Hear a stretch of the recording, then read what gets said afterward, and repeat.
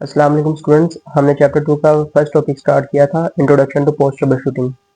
उसी को आगे हम कंटिन्यू कर रहे हैं, इम्पोर्टेंस ऑफ कंटिन्यूस मेंटेनेंस।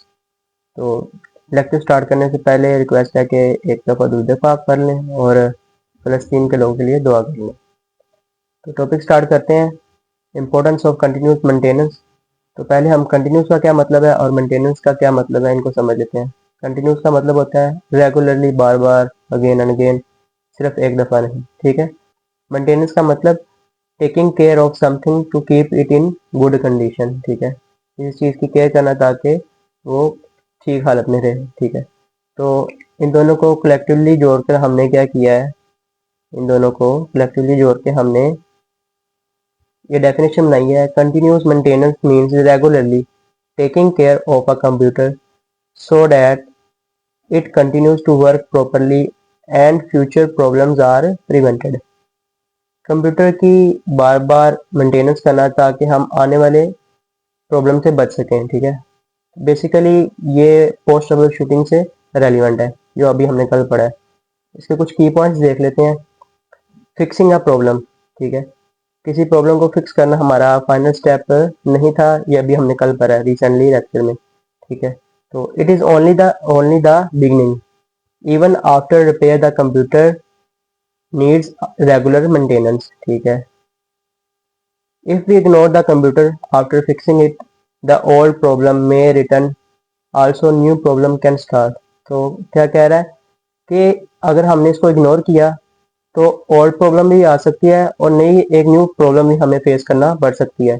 तो अगर हम कंप्यूटर की रेगुलर मेंटेनेंस नहीं करेंगे तो ओल्ड प्रॉब्लम भी आ सकती है और एक न्यू प्रॉब्लम भी फेस करनी पड़ सकती है, ठीक है। तो अगर हम कंटिन्यूस मेंटेनेंस इसकी करते रहते हैं कंप्यूटर की, तो हमें क्या क्या बेनिफिट्स हासिल हो सकते हैं, उनको हम देख लेते हैं।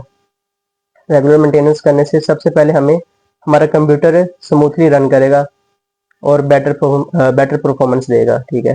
कंप्यूटर स्मूथली रन करेगा और बेटर परफॉर्मेंस देगा। उसके बाद जो कंप्यूटर में लेग आते हैं, ठीक है, वो कम आएंगे। जैसे बार बार क्रैश होता है, कोई विंडो खुद ब खुद क्लोज हो जाती है, हम क्रॉस नहीं करते, वो खुद ब खुद क्लोज हो जाती है, ठीक है।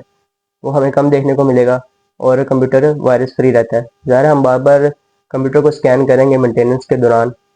एंटीवायरस क्या करेगा, बार बार स्कैन करेगा मेंटेनेंस के दौरान, तो कंप्यूटर वायरस फ्री रहेगा, ठीक है। फोर्थ पॉइंट हमारा क्या है, लॉन्गर लाइफ।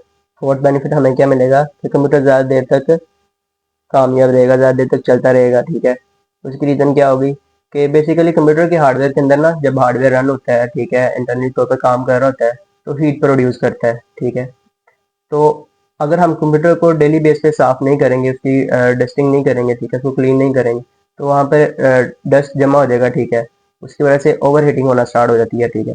तो अगर हम उसको रोज रोज डेली बेस पे साफ करेंगे तो ओवर हीटिंग कम होगी, ठीक है। तो कंप्यूटर का हार्डवेयर ज़्यादा देर तक ठीक रहेगा, ठीक है। ये कुछ बेनिफिट्स थे। उसके बाद एक दो एग्जांपल्स देख लेते हैं हम। वही वायरस वाली एग्जांपल, कंप्यूटर ने वायरस फेस किया, ठीक है, हमने उस वायरस को रिमूव कर दिया, you remove it from computer. अभी हमारा काम कंप्लीट नहीं हो गया। हमें जो एंटीवायरस था, कंप्यूटर में तो ऑलरेडी एंटीवायरस इंस्टॉल है, तो फिर वायरस कैसे आ गया, ठीक है। बेसिकली उसकी एक अपडेट आई थी जो हमने अपडेट नहीं किया, इसकी वजह से हमें ये चीज़ फेस करनी पड़ी, ठीक है। तो सबसे पहले हम एंटीवायरस को अपडेट करेंगे। उसके बाद हम कुछ सस्पिशियस वेबसाइट होती हैं जहाँ पर हमें नहीं जाना चाहिए, ठीक है, उनकी सिक्योरिटी थोड़ी वीक होती है, तो उन सभी उन वेबसाइट को भी हमें अवॉइड करना चाहिए। उसके बाद कंप्यूटर को रेगुलरली स्कैन करना चाहिए, जो हमारा मेन पॉइंट है। एंटीवायरस अपडेट हो चुका है, ठीक है, नो डाउट, लेकिन कुछ फिक्स पॉइंट रह जाते हैं जिनके ऊपर जिन्होंने एंटीवायरस बनाया बनाया होता है, ठीक है, जिन्होंने ये सॉफ्टवेयर बनाया होता है, वो उन वीक पॉइंट के ऊपर काम कर रहे होते हैं, ठीक है। तो इसलिए हमें कंप्यूटर को रेगुलरली स्कैन करना चाहिए। उसके बाद सेकेंड एग्जाम्पल देखते हैं। हार्ड ड्राइव हमारी फुल हो चुकी है, ठीक है। फर्ज करें हमारी हार्ड ड्राइव थी 256 GB, ठीक है, 256 GB थी, वो फुल हो चुकी है। हमने उसमें से 5 GB डिलीट कर दिया, ठीक है।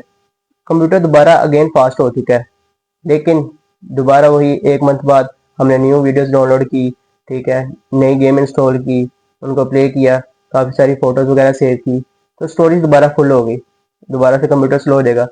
तो इसके लिए हमें इसको रेगुलर मेंटेन रखना पड़ेगा। तो इन एग्जांपल से हमने कुछ पॉइंट भी किए। पहला क्या है, one time cleaning is not enough.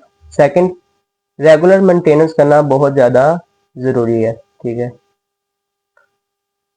Next topic में मूव करते हैं, इम्पैक्ट ऑफ पुअर मेंटेनेंस। ठीक है, पहले इनको डिवाइड कर लेते हैं, इम्पैक्ट का मतलब क्या है, पुअर का मतलब क्या है, मेंटेनेंस क्या है, उसके बाद हम इसकी एक डेफिनेशन बनाते हैं, देन आगे मूव करते हैं।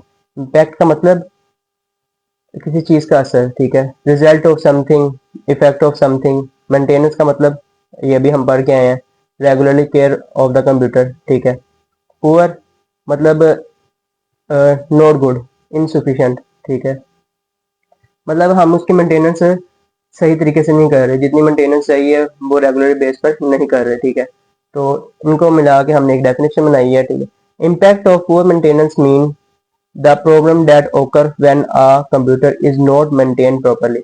अगर कंप्यूटर को डेली बेस पे, वीकली बेस पे, ठीक है, हम मेंटेन नहीं रखते तो हमें प्रॉब्लम फेस करनी पड़ सकती है। इसको हम क्या कहते हैं, इम्पैक्ट ऑफ पुअर मेंटेनेंस। तो कुछ कॉमन प्रॉब्लम्स हैं जो आपकी बुक में मेंशन है, उनको याद रखने के लिए मैंने ये एक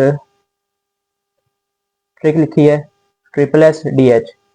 पहले एस का मतलब क्या है, स्लो परफॉर्मेंस। दूसरे एस का मतलब क्या है, सिस्टम फेलियर। तीसरे एस का मतलब क्या है, सिक्योरिटी रिस्क। फोर्थ, डी का मतलब क्या है, डाटा लॉस। एच का मतलब क्या है, हार्डवेयर डैमेज। अभी आपने सिर्फ इन प्रॉब्लम्स के नेम याद रखने हैं, इनको हम डिटेल से इंशाल्लाह कल डिस्कस करेंगे। ओके, अल्लाह हाफिज़।